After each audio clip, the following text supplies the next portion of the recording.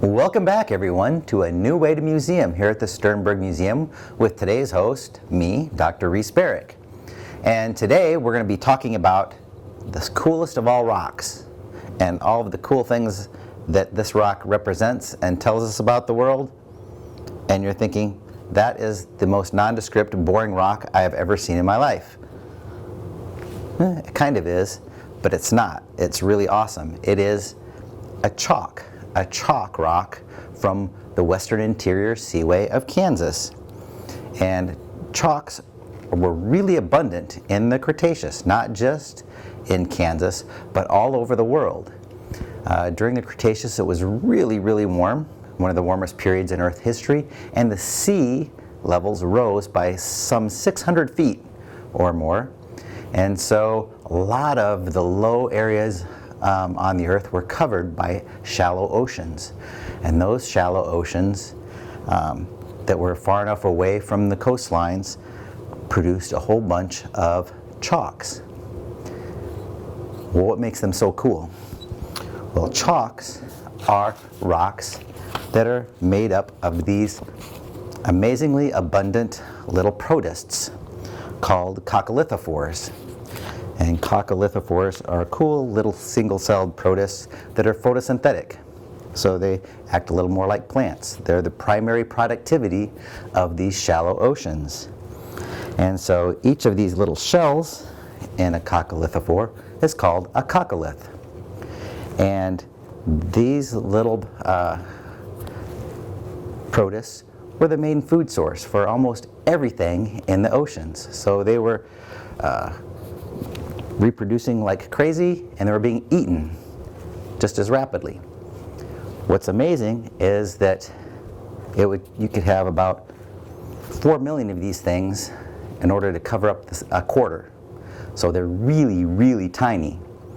And yet there are hundreds of meters of chalk sediments and rocks out here in western Kansas.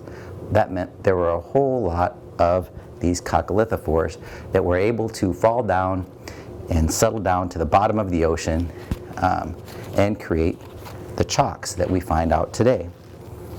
So what's really amazing is all of this productivity of these coccoliths meant that there was all kinds of animals swimming around in the western interior seaway. Lots of little fish, big fish, all the way up into our giant mosasaurs and giant sharks were all basically sustained by these cool little Coccolithophores, and yet there was still enough of them to fall down and build up hundreds of meters of these cool chalks. So there's all kinds of cool fossils, especially of these vertebrates, that you find in western Kansas, and you find all over the world, because again, these chalks are found all over the world. But what's really interesting is what you find sitting on the seafloor in these chalk beds. And it's kind of interesting because there's really cool things, but there's not a lot of things. So on the seafloor, the main fossil that you find in these chalks are these cool, huge clams. So here's a huge clam. Here's one valve, or part of the shell. Here's its hinge line, and here's the other part of the clam. This bivalve is called an inoceramid. And inoceramids are the most common fossil in the chalks of western Kansas. And they got to be really large. This seems like a large one, but this isn't even a quarter of the size of the largest of these inoceramids. And these guys laid pretty flat on the chalks and were basically suspension feeders or filter feeders. And what's interesting is what's not here. There's not a lot of other types of clams or bivalves other than the things that lived on the outer surface of these inoceramids. And you can see here, this thing was encrusted with tons of little oysters, many of them called pseudoperna. And these little oysters need a hard ground to live on. They can't sink into soft sediment, and so they lived on top of these inoceramids. Gave them a good place to live. Other than that, the other fossils that are much more rare but happen to live in the chalks are these cool things. And these guys are called Durania, and they're rudist bivalves. They're rudists, part of the reason because they're kind of rude, because most bivalves, clams, have two shells that are symmetrical. They're the same shape. They're just opposite of each other. These guys are not like that. They are these huge cones, and there's 3 of them here, and they're cemented together. They would grow oftentimes in colonies, all hooked together, but there's 3 individuals here, and with really thick shells. And then this is where the actual bivalve lived, inside here. And the second shell is not even found here. It was basically a very thin film, little shell that sat on the top. So one huge shell, one thin shell. And these guys also lived in the chalks. Where's everything else? Where's all of the sand dollars and the snails and all of the other different types of marine invertebrates that you typically will find at the bottom of the ocean? Well, interestingly, most of them weren't around at all. It was a very low diversity time as far as marine invertebrates. Tons of fish and sharks and sea monsters, mosasaurs or plesiosaurs.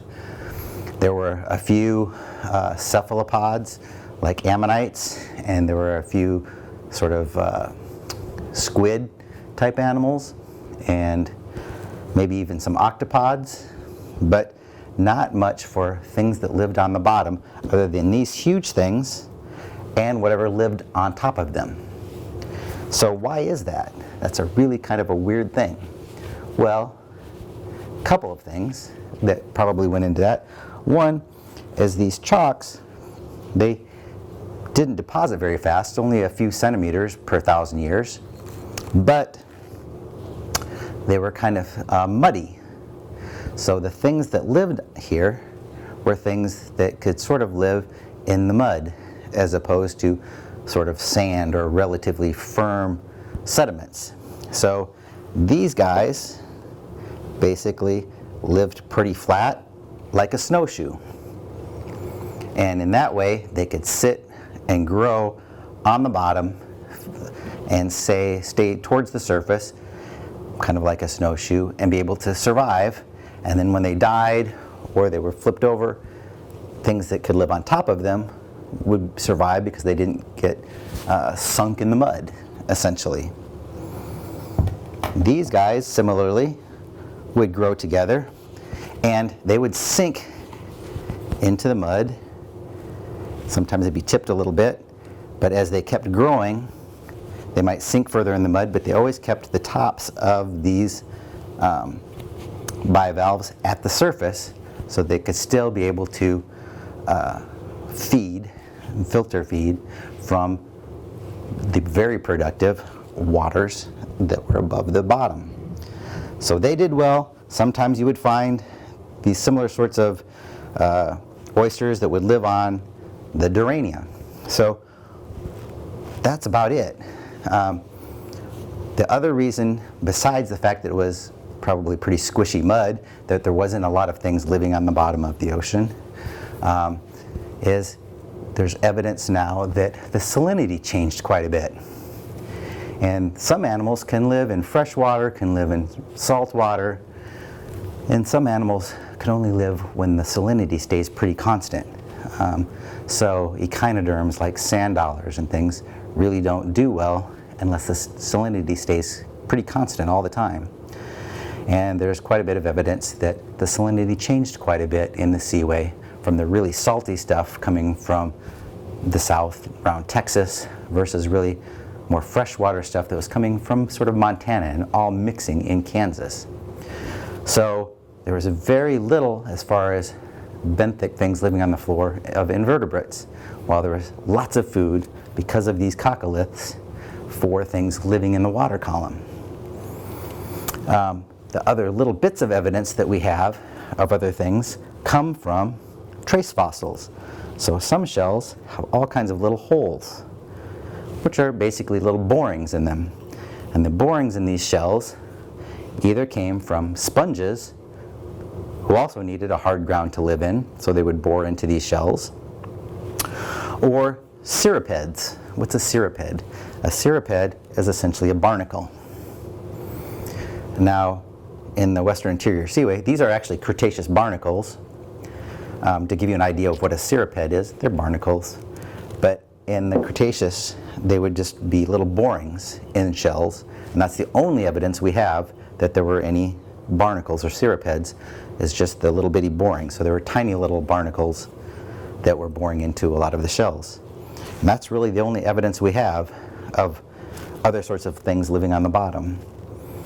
The only other cool invertebrates that we find are the Uintacrinids.